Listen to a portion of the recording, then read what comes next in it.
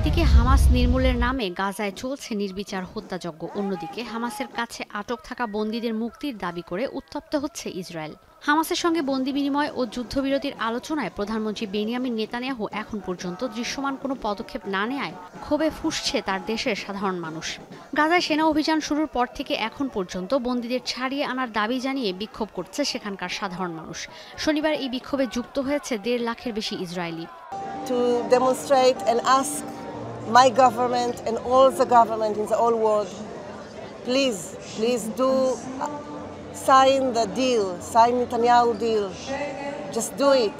260 days that our loved ones are being held captive in Gaza under hell conditions. We're here to demand the terror organization Hamas to bring back our hostages.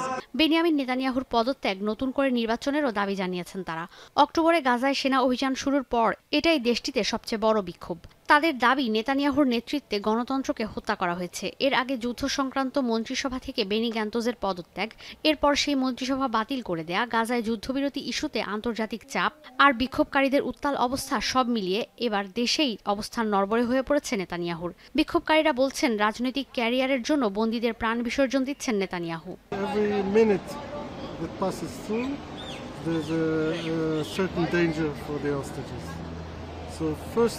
Of all, this is the most important thing.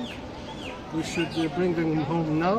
So I think the solution should be stop the war at Gaza, bring the hostages back, and strive for an overall diplomatic solution.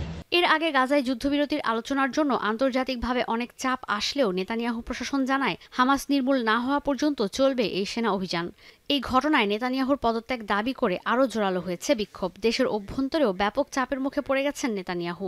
তবে বিভিন্ন সমীক্ষা বলছে, ইসরায়েলের বেশিরভাগ মানুষই হামাসকে নির্মূলের পক্ষে। তবে তাদের জোরালো দাবি, অবিলম্বে মুক্ত করতে হবে বন্দীদের। যুদ্ধের শুরু থেকেই গাজায় যুদ্ধবিরতি আর বন্দীদের মুক্ত করা নিয়ে দ্বিধা বিভক্ত ইসরায়েলের সাধারণ মানুষ। আন্তর্জাতিক বিশ্লেষকরা বলছেন, গণবিক্ষোভ, দেশের অভ্যন্তরে রাজনৈতিক দলের বিভক্তি আর আন্তর্জাতিক চাপে গদি নড়বড়ে হয়ে যাচ্ছে নেতানিয়াহু প্রশাসনের। নিজ দেশের মন্ত্রিসভার সদস্যদের সমালোচনার কারণে চাপে পড়ে গেছে নেতানিয়াহু সরকার। মে মাসেই পার্লামেন্ট ভেঙে দিয়ে নতুন নির্বাচনের দাবি জানিয়েছিলেন বেনি গ্যান্তোজ। ন্যাশনাল ইউনিটি পার্টির বক্তব্য ছিল, দেশের জন্য স্থিতিশীল সরকার ব্যবস্থা, যে সরকার গাজা ইস্যুসহ কঠিন চ্যালেঞ্জ মোকাবিলা করতে পারে।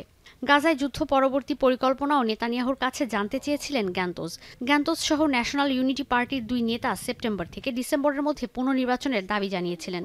যদিও বিরোধী দল চলে গেলেও নেসেটের সংখ্যাগরিষ্ঠতা আছে নেতানিয়াহু সরকারের। ইসরায়েলি নির্বাচন অনুষ্ঠিত হবে 2026 সালে। ঈশিতা ব্রহ্ম, এখন বিশ্ব।